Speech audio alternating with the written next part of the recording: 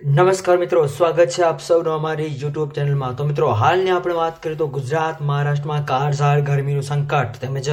ઉત્તર અને પૂર્વ ભારતના 5 રાજ્યોની અંદર વરસાદની ચેતવણી તેમજ આ વિસ્તારો થઈ જાવ સાવધાન। તો મિત્રો, વિડીયો ગમે તો વિડીયોને લાઈક કરો, શેર કરો, કોમેન્ટ કરો અને ચેનલમાં નવા હોય તો ચેનલને સબસ્ક્રાઈબ પણ જરૂરથી કરજો।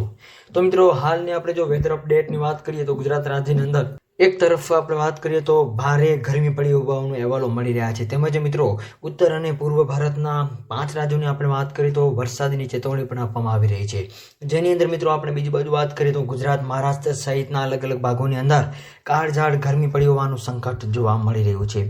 તો મિત્રો, હવામાનની સૌથી મોટી અપડેટને જણાવ્યા અનુસાર આપણે વાત કરીએ તો પશ્ચિમ અને મધ્ય ભારતના ભાગોની અંદર ગરમીનો પારો આસમાને પહોંચી ગયો હોવાનો અહેવાલો મળી રહ્યા છે તેમજ મિત્રો આગામી 5 દિવસ સુધી હીટવેવ જોવા મળે એવું હાલ અનુમાન લગાવવામાં પણ આવી રહ્યું છે તેમજ મિત્રો હવામાન વિભાગની સૌથી મોટી આગાહી અનુસાર પશ્ચિમી વિક્ષોભ, વેસ્ટર્ન ડિસ્ટર્બન્સ અને ચક્રવાતી પરિભ્રમણના કારણે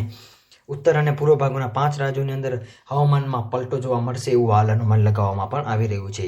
આ સાથે સાથે જમ્મુ કાશ્મીર, બિહાર, ઓડિશા, પશ્ચિમ બંગાળ અને ઉત્તરાખંડની અંદર અમુક અંશે વરસાદ જોવા મળી શકે છે તેમજ મિત્રો પવનની ગતિની વાત કરીએ તો આ સમયગાળા દરમિયાન 50 કિલોમીટર પ્રતિ કલાકની ઝડપે દરિયાકાંઠાના વિસ્તારોની અંદર પવન ફૂંકાઈ શકે છે એવું હાલ અનુમાન લગાવવામાં આવી રહ્યું છે।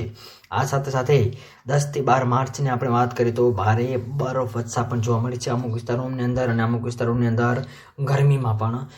ભારે ગરમીમાં તાપમાનમાં વધારો પણ જોવા મળી શકે છે તેમજ મિત્રો સૌરાષ્ટ્ર, કચ્છ અને ઉત્તર ગુજરાતના અલગ અલગ ભાગોની અંદર 8 થી 10 માર્ચ દરમિયાન તીવ્ર ગરમીનું મોજું ફરી વળે એવું પણ હાલ અનુમાન લગાવવામાં આવી રહ્યું છે અને દરિયાકાંઠાના વિસ્તારોની અંદર